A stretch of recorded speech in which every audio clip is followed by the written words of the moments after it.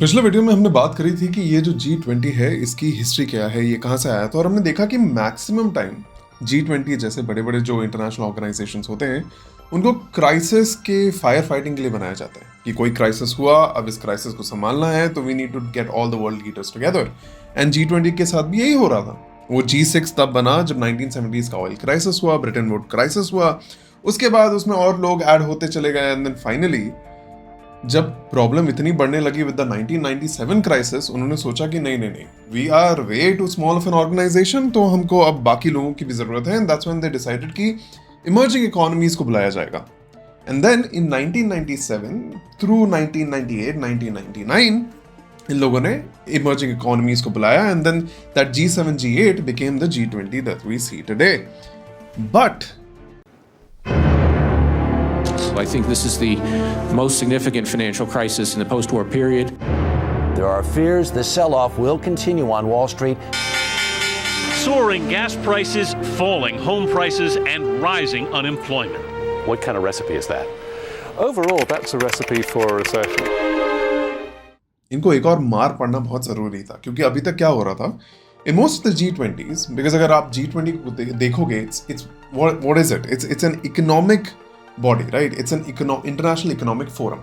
इनका काम ही था economy and economy related crisis, disaster को डील करना और इनके साथ आगे के आने वाले future investments, future growth and basically global economic progress को देखना। सो इस टाइम तक टिल फ्रॉम 1999 टू 2008 अभी भी G20 के अंदर जो मीटिंग्स होते थे वो फाइनेंस मिनिस्टर के लेवल पे और सेंट्रल बैंक गवर्नर्स के लेवल पे होते थे। अब 2008 became a watershed point. 2008 में जैसे ही बहुत इतना बड़ा फाइनेंशियल क्राइसिस होता है जिसमें पहले हमारा वेस्टर्न मार्केट जाता है और उसके बाद वो पूरे के पूरे ग्लोबल मार्केट को इफेक्ट करने लग जाता है। That's when these people decided कि नहीं, we can't do it at just the finance minister level और द सेंट्रल बैंक लेवल, हमको हमारे ग्लोबल लीडर्स को इन्वॉल्व करना पड़ेगा। And that's where from 2008 onwards इनका ये जो ग्लोबल लीडर समिट है वो होने लगता है। एंड यहाँ पे जाके आज का G20 जो आज हम देखते हैं वो बनता है, where you have the global leaders, basically the presidents और किंग्स और मोनार्क्स और प्रीमियर्स और प्राइम मिनिस्टर्स, ये लोग आके ज्वाइन करते हैं to represent the countries itself. अब इसका फायदा यही है कि when you have the heads of the state being involved in decision making बहुत क्विक होती है। एंड जैसे मैंने आपको बताया था, because this was a crisis averting body, इसका काम ही था क्राइसिस को अवर्ट करना, क्राइसिस को हटाना, क्राइसिस को डील करना। तो इन्होंने यही सोचा कि having the global heads be there and sit together, decision making बहुत फास्ट हो जाएगा। But now comes the idea of G20 as a global body. Now G20 is an informal body. ये मैंने आपको हमारी पिछली वीडियो में भी बताया था that G20 is an informal body. इसका मतलब क्या है? जैसे UN, UNSC, IMF, world bank, ये सारी क्या है? दीज आर चार्टर्ड बॉडीज और bodies with their own agreements. इनको साइन करा जाता है, इनमें लोगों की सहमति ली जाती है और उसके बाद ये जो भी डिसीजन देते हैं वो मेंबर कंट्रीज के ऊपर बाइंडिंग होता है, वो लीगली बाइंडिंग होता है। But being an informal body, G20 के जितने भी डिसीजंस हैं, डिसीजन मेकिंग पावर है, वो किसी भी कंट्री के ऊपर बाइंडिंग नहीं होता है। It's almost like saying that ये हमारा सजेशन है, अगर आप ये करोगे तो ये अच्छा होगा। तो फिर आपको लगेगा कि यार फिर तो G20 doesn't sound like a very big और very important body. But I will quote Amitabh Kant here. जो अमिताभ कांत हमारे इस बार G20 के शेरपा हैं, उन्होंने बोला था कि see G20 at this point is much more important than the UNSC. See, the United Nations is a very unwieldy body. It comprises of about over 190 members.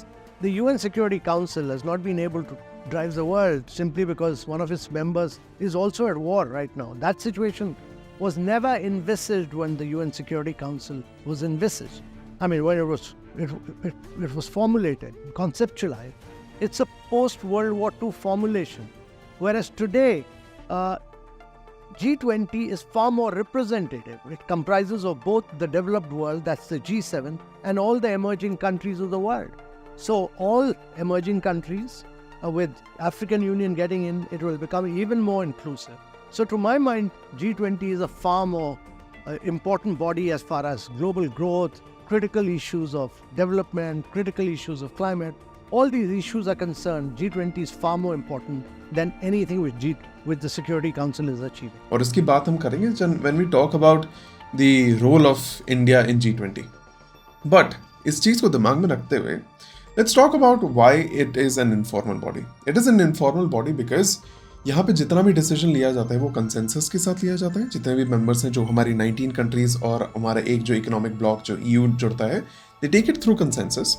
And दूसरी बात यह है कि इसका कोई परमानेंट सेक्रेटेरिएट नहीं है. अब G20 बनाया गया था डेवलप्ड कंट्रीज द्वारा, जिनको हम कहते हैं द ग्लोबल नॉर्थ, राइट. तो अगर यहाँ पे इनका एक परमानेंट सेक्रेटेरिएट होता तो वो बहुत ज़्यादा लीनिंग होता towards the global north. But because यहाँ पे कोई परमानेंट सेक्रेटेरिएट नहीं है, जिस कंट्री की प्रेसिडेंसी होती है वो अपनी तरफ से एक टेम्पररी सेक्रेटेरिएट बनाता है. ये सेक्रेटेरिएट का काम क्या है? ये जितना भी डिसीजन मेकिंग होता है G20 का, agenda setting, policy making, policy discussion, report analysis, ये की सारी चीज़ें ये जो टेम्पररी सेक्रेटेरिएट होता है वो बनाता है. बट यहाँ पे फिर प्रॉब्लम होगी कि जिस साल जिस कंट्री की प्रेसिडेंसी, अगर उसने टेम्पररी सेक्रेटेरिएट बनाया, फिर अगले साल अचानक से ये पूरा का पूरा सेक्रेटेरिएट बंद हो गया और जिसकी प्रेसिडेंसी आने वाली है उसको दे दिया, so it will be like a closing and opening and वहाँ पे बहुत सारी प्रॉब्लम्स हो सकती हैं in carrying forward the agenda. तो इसीलिए G20 ने अपनी इस इनफॉर्मल चीज़ को थोड़ा सा स्टेबलाइज करने के लिए ये एक ट्रॉय का सिस्टम लेके आए. ये जो ट्रॉय का सिस्टम है, इसका मतलब है कि जो G20 की प्रेसिडेंसी होती है उसको इस साल का जो प्रेसिडेंट है वो, उसी के साथ साथ पिछले साल का जो प्रेसिडेंट था वो, और आने वाला जो प्रेसिडेंट है वो, ये तीनों मिलके चलाते हैं. जिसमें ऑब्वियसली जो मेन वॉइस होती है वो प्रेसिडेंसी, जिनकी प्रेसिडेंसी है उनकी होती है, और ये जो दो होते हैं ये इनके सपोर्टिंग कैरेक्टर्स होते हैं बेसिकली, जिससे ये जो ट्रांजिशन है फ्रॉम वन प्रेसिडेंसी टू दूसरा प्रेसिडेंसी वो बड़े ही स्मूथली चलता रहे, बड़े ही अच्छे से बनता रहे, right. So that is why even if it's an informal body, इसकी जो फंक्शनिंग है वो बहुत ही अच्छे से कॉम्प्लिकेटेड वे में बनाई गई है, कीपिंग इन माइंड कि we need to make sure that ये जो बॉडी है जिसको हम ग्लोबल इकोनॉमिक फोरम का नाम देते हैं वो ट्रूली ग्लोबल हो.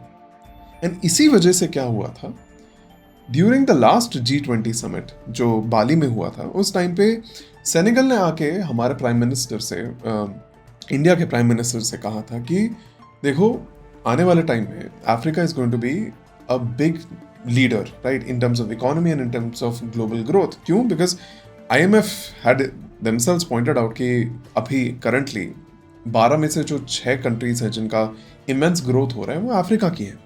एंड इनफैक्ट IMF ने अभी रिपोर्ट भी दी थी कि मैक्सिमम जो अभी ग्लोबल ग्रोथ होने वाला है इन द कमिंग ईयर्स, उसका 80% भार हमारी इमर्जिंग इकोनॉमीज से आएगा. इनफैक्ट हमारी इमर्जिंग इकोनॉमीज में ही अगले 20 साल में 2/3 ग्रोथ आने वाला है इस पूरे ग्लोब का. तो G20 ने उसी टाइम रियलाइज कर लिया था कि these emerging economies are very much important. और इसलिए जब सेनेगल ने आके हमारे प्राइम मिनिस्टर को कहा था कि Africa should get a representation in at least in the G20, this global economic body, कि यहाँ पे अफ्रीका का एक रिप्रेजेंटेशन होना चाहिए. एंड वहाँ पे भारत के प्राइम मिनिस्टर ने उनको बोला था कि we will make sure that happens. And this is where we come to India's role in G20. अब देखो, इंडिया को जो प्रेसिडेंसी दी गई थी, हमारे लिए जो सबसे इंपॉर्टेंट चीज़ थी वो थी कि making sure that India becomes the voice of the global south. अभी तक हम बात कर रहे थे ग्लोबल नॉर्थ की, जो हमारे डेवलप्ड नेशंस हैं उनकी, but global south which right now is more than half the population of the world, more than 60% of population of the world, and is now holding the key to the global progress. ये जो इतना ज़्यादा economic growth होने वाला है वो सारा का सारा ग्लोबल साउथ से आने वाला है. तो India wanted to be the voice of this global south. अब इसका मतलब क्या है? ये एक टर्मिनोलॉजी है जो आपको G20 रिलेटेड हर न्यूज़ आर्टिकल, हर एनालिसिस हर जगह मिलेगा. इसका मतलब ये होता है कि India right now wants to be the representative. और इसी के लिए what India made sure was, इस G20 प्रेसिडेंसी में इंडिया ने सिर्फ अपने तक ही बात को नहीं रखी. India went both inside and outside. What that means is, India ने हमारे जितने भी स्टेट्स हैं उनके साथ मीटिंग्स करवाई. There were around 60 meetings across 200 cities to get the view of the inside states, जो हमारे अंदर के स्टेट्स हैं, वो क्या रिप्रेजेंटेशन चाहते हैं हमारे G20 में, वो करवाया गया। और उसी के साथ साथ India ended up having conversations with 125 countries to make sure कि आप लोग क्या चाहते हो हमारी प्रेसिडेंसी में देखना, उस चीज़ को रिप्रेजेंट किया जाए। And all of this culminated into India's presidency. Now, when we have to talk about the presidency, जब हम प्रेसिडेंसी की बात कर ही रहे हैं तो उसमें कुछ छोटी छोटी चीज़ें हमारे लिए समझना G20 के बारे में थोड़ा इंपॉर्टेंट है। सबसे पहली चीज़ ये है कि ये जो G20 है, इसमें जब भी किसी कंट्री को अपनी प्रेसिडेंसी दी जाती है, उनको 1 साल एडवांस में बता दिया जाता है, या वो खुद ही मतलब वो तो ऑलरेडी डिसाइड हो जाता है कि किस हिसाब से ये रोटेट होने वाला है। ये जो ट्रियो का सिस्टम मैंने आपको बताया, ये एक रोटेटिंग प्रेसिडेंसी है। ये रोटेटिंग इसलिए है कि किसी एक पर्टिकुलर कंट्री या किसी पर्टिकुलर टाइप ऑफ लीनिंग में ज़्यादा से ज़्यादा मतलब ज़्यादा लोग इन्वॉल्व ना हो जाए, ज़्यादा कम्युनिकेशन इन्वॉल्व ना हो जाए, किसी एक कंट्री के द्वारा वो कम्युनिकेशन ना आगे ली जाए, इसीलिए इसको रोटेटिंग बेसिस में बनाया गया था। अब ये जो ट्रियो का सिस्टम होता है, इस ट्रियो का सिस्टम में हम लोगों को ऑलरेडी पता होता है कौन प्रेसिडेंट बनने वाला है। तो ये जो प्रेसिडेंसी होती है वो 1 साल पहले से ही अपना एजेंडा प्रिपरेशन शुरू कर देती है, और इसी 1 साल पहले में वो सारी की सारी चीज़ें बाकी लोगों तक पहुंचा देती हैं through a lot of reports, a lot of charts. So for example, उनके जो चेंबर ऑफ कॉमर्स होता है, उनके जो एंटरप्राइज फोरम्स होते हैं, बिजनेसेस होते हैं, एकेडमिक इंस्टीट्यूशंस होते हैं, पॉलिसी मेकर्स होते हैं, ये 1 साल पहले से ही काम करना शुरू करते थे। उसके ऊपर एक थीम बनाया जाता है। जैसे फॉर एग्जांपल अगर आप टर्की का एग्जांपल लोगे, टर्की ने जब अपना प्रेसिडेंसी लिया था, उनका थीम था इंक्लूसिवनेस, इम्प्लीमेंटेशन एंड इन्वेस्टमेंट। उसी तरह जब इटली ने अपना प्रेसिडेंसी लिया, उन्होंने अपना थीम रखा था people, planet and prosperity.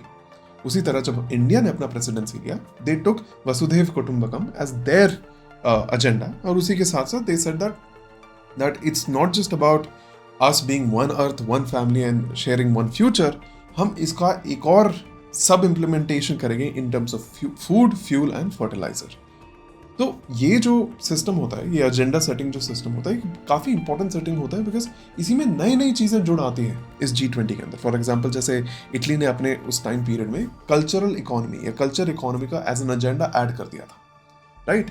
Now यहाँ से जब हमने एजेंडा सेट किया, उसी के साथ साथ जब प्रेसिडेंसी मिली, तो हमको कुछ जो फंक्शनरीज होती हैं G20 की डिफरेंट मूविंग पार्ट्स होते हैं, इनको भी हेड करना था। अब ये जो मूविंग पार्ट्स होते हैं, इस मूविंग पार्ट्स में आते हैं नंबर 1 द वर्किंग ट्रैक्स।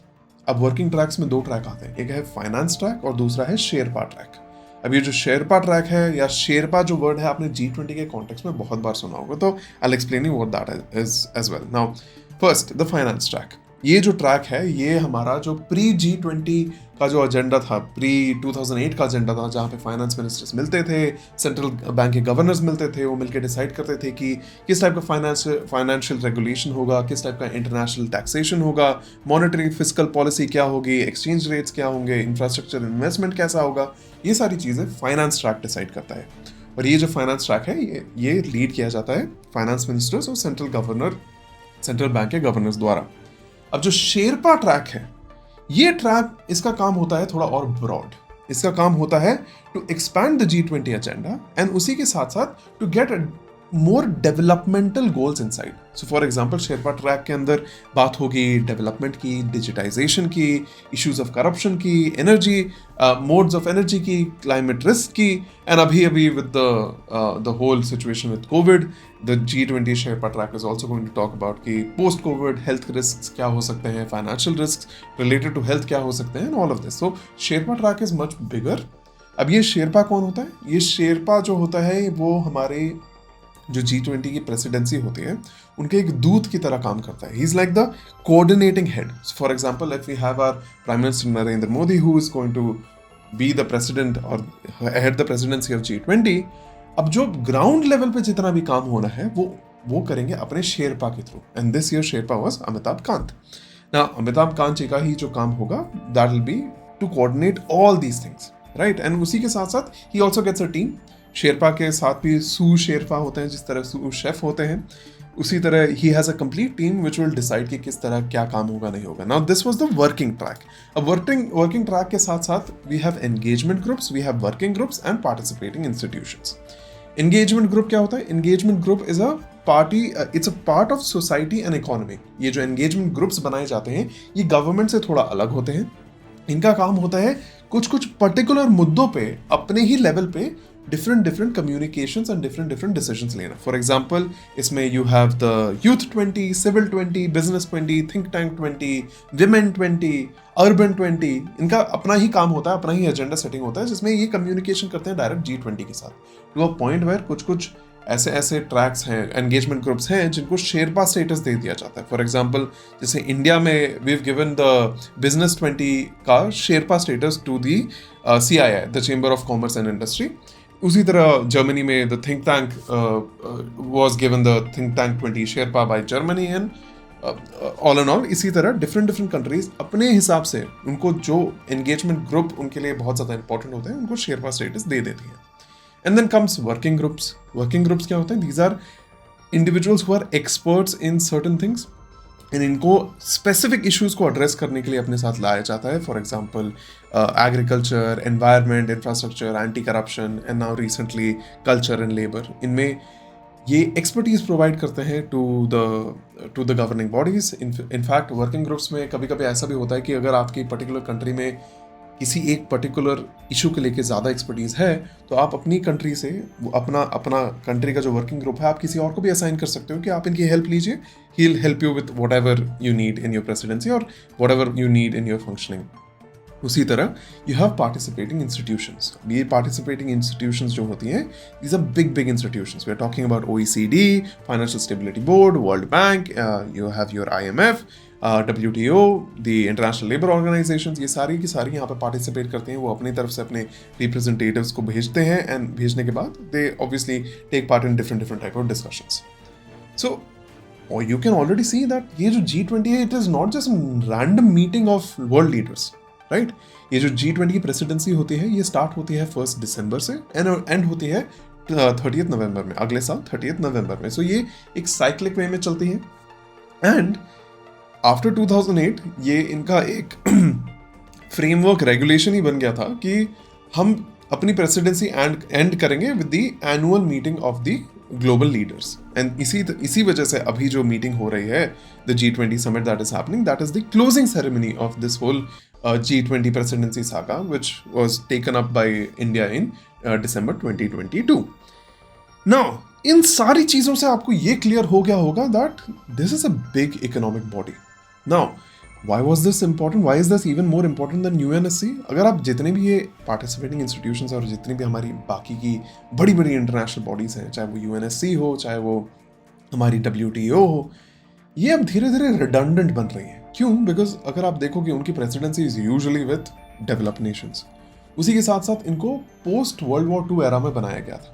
तो इनका जो गोल है और इनको जो हेड करने वाले इंस्टीट्यूशंस हैं वो आज के दुनिया से थोड़ा ज़्यादा परे है, राइट. बिकॉज आज का ग्लोबल ऑर्डर जो है वो इमर्जिंग कंट्रीज की तरफ मूव कर रहा है.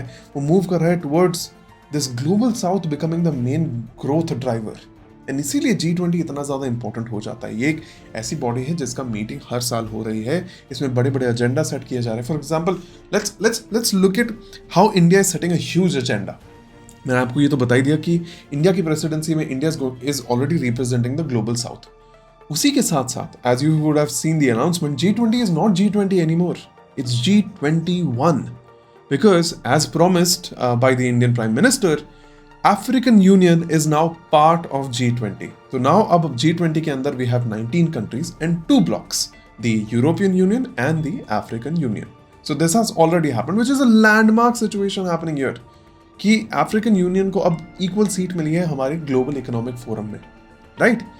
Next, India knows that इस समय करीबन 1/3 countries के अंदर recession चल रहा है.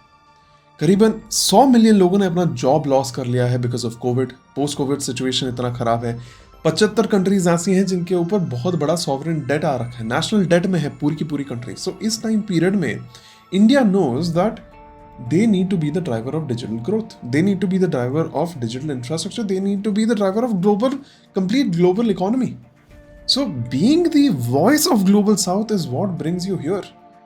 सो India is right now not only going to achieve this by pumping in more money, pumping in more infrastructure projects, pumping in more opportunities, but recently India ने announce किया है the India Middle East European Economic Corridor. which now is going to change the game completely, because now a complete direct route banega both for investment and infrastructure, which will go from India, Middle East and Europe. Similarly, more and more projects are coming like this. For example, India does more than 46% of the global digital transactions that happen. So India is already pioneering in digital economic infrastructure. ये जो India का भारत पे system है, जो UPI system है, ये already इतना pioneering बन चुका है कि now India is providing the system to different countries. Similarly, India has now taken up the whole agenda of sustainable development goals, because अभी कोविड के चलते ये सस्टेनेबल डेवलपमेंट गोल्स सिर्फ सस्पेंड ही नहीं हुए थे, उसमें बहुत सारा रिग्रेशन आ गया था. अब इसी के चलते India is going to develop the very first green economic corridor, जिसमें जितना भी ट्रांसपोर्टेशन यूज होगा वो जीरो नेट कार्बन एमिशंस के हिसाब से होगा. So all of these things are being led by India right now. And यहाँ पे let's not forget, this is a very important time period for India. India is about to get a temporary seat on the UNSC. India ने already BRICS में अपने agenda set कर लिए. It was already the president of the SCO, the Shanghai corporation. And अब आने वाला जो time period है G20 में भी India, Brazil and south Africa will become the ट्रियोका, which shows that India is right now at the forecenter of the global arena. तो इस time पे जितनी भी हमारी पॉलिटिकल डिसीजन मेकिंग होगी, चाहे वो इंक्लूसिव ग्रोथ की हो, चाहे वो वुमेन एम्पावरमेंट की हो, चाहे वो डिजिटल इंफ्रास्ट्रक्चर की हो, इंडिया विल बिकम दैट की decision maker, the key direction provider. And that is why this whole G20 is so important to us. तो अभी तक हमको लगता था that G20 for us is just a group of meetings जहाँ पे हाँ India is taking the seat, but no. अभी in the next day, जैसे ही हमारा जो Delhi declaration है वो निकल आता है, I'll put it down in the description itself. अब if you go through the Delhi declaration, you will understand that for India, one of the biggest changes that India made right now was that कि बहुत सारी ऐसी problems हैं जिनको ये जो world है, स्पेशली जो डेवलप्ड कंट्रीज हैं, वो एक इंटरनेशनल टर्न दे देती हैं, एक ग्लोबल टर्न देती हैं. For example the Ukraine Russia war. अब यूक्रेन रशिया वॉर को लेके बहुत सारे क्वेश्चंस पूछे गए थे इंडिया से कि क्या आप इसके अगेंस्ट बोलोगे, क्या आप ये करोगे, वो करोगे. बट द आइडिया इज यार 90% of the world is not affected by the Ukraine Russia war. हाँ, there is a problem with food resourcing and all, जो कि अलग चैनल से सॉल्व हो सकता है. यूक्रेन एंड रशिया दोनों के साथ ही कम्युनिकेशन चल रहा है to solve the green crisis, to have the Black Sea initiative, जिसके थ्रू ये सारी चीजें आ जाएं. बट इसका मतलब ये नहीं है कि बिकॉज वहां पे वॉर हो रही है हम कोई एजेंडा सेट ही नहीं करेंगे पूरे ग्लोब के लिए. Like I said, 90% of the world is unaffected. Similarly, कोई भी डिफरेंट अभी जो इतने सारे डेवलप्ड कंट्रीज रिसेशन में चल रही हैं, that is not our fault, right. ये जो एजेंडा था ना कि G20 was made through crisis, अब वो नहीं है. We are not in a situation where war takes precedence. We are in a situation जहाँ पे global growth, global economy, one earth, one future is what is going to hold the most importance. And that is why the presidency of G20 is so much more transforming for India than any other country before. And that concludes our discussion on G20. My name is Arnab Pati. I make videos like these often. ये जो videos हैं, ये जो चर्चा है हमारी, ये हम बनाते रहते हैं यहाँ पे. I talk to you about history and the whole idea is to give you a detailed analysis of what is happening, जिससे आपकी understanding अच्छे से बनी रहे, जिससे कल आप ये questions अपने leaders से पूछ सकें, right? So again, thank you so much for watching. My name is Arnab Pati. You're watching Arnab Teaches, and I'll see you in the next video. Bye-bye.